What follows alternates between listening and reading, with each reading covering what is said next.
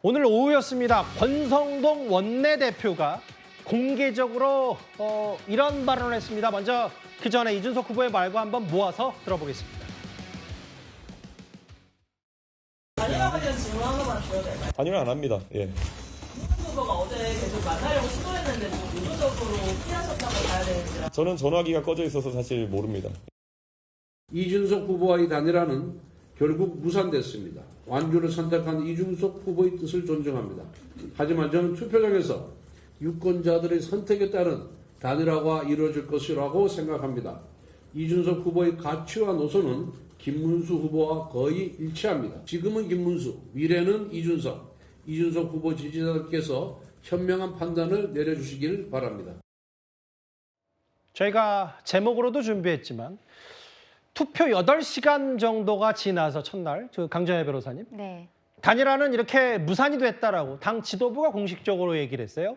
그렇죠. 이준석 후보가 계속적으로 단일화에 대해 생각이 없다는 말들을 피력한 부분들이 있었고 예. 저희 김용태 비대위원장 같은 경우에도 3자 구도에서 김문수 후보가 승리할 수 있다라는 것을 이야기하기도 했습니다.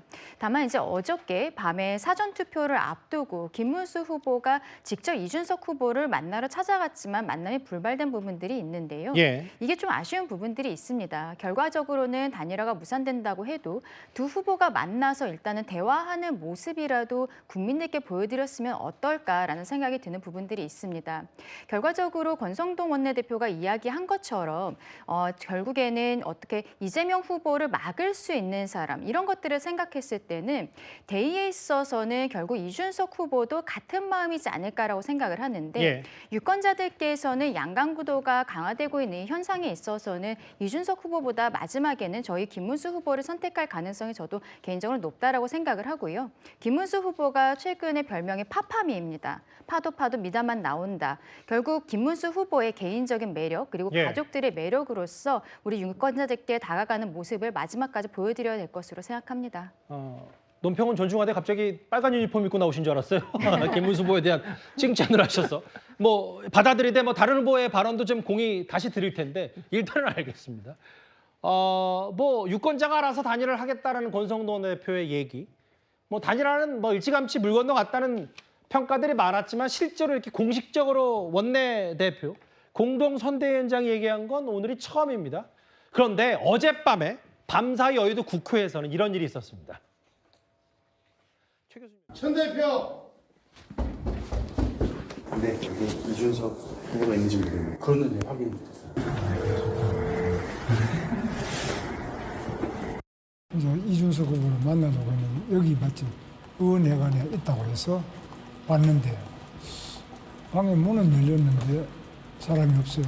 전화는 아무리 해도 받지도 않아요. 연락이 물론 안 됐는데 연락이 전화가 자체가 안 돼요. 전화를 받지도 않고 기자분들 해도 안 받을 걸요. 글쎄 사전투표도 그렇지만 이제 본투표 때까지는 노력을 계속해야 되지 않겠나 이렇게 봐요. 사전투표는 지금 바로 시작하고 혹시 국회할 게 뭐 있겠습니까? 우리가 뭉쳐가지고 이 방탄 괴물 독재를 막아야 안 되겠느냐 이렇게 말씀드리고 싶습니다.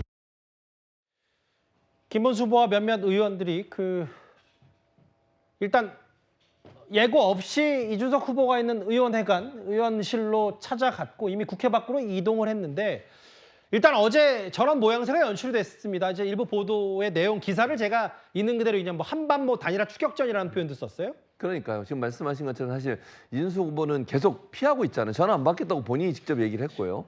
문자도 안 받고 전화도 안 받고 있는 상태인 거고 아마도 이제 김문수 후보가 온다는 걸 알고 미리 국회 밖으로 나간 것으로 보여져요. 그러니까 저런 모습을 이제 김문수 후보 입장에서는 이런 거죠. 절박감이 있지만 또 하나로 이런 것도 보여주고 싶어 하는 것 같아요. 본인은 단일화에서 이렇게 열심히 하고 있는데 예. 이준석 후보가 계속 피하고 있는 모습을 연출하는 의도도 있다고 봅니다. 아마 이준석 후보하고 미리 연락이 안 됐기 때문에 분명히 이준석 후보는 도망이라는 표현 하면 안 되겠군요.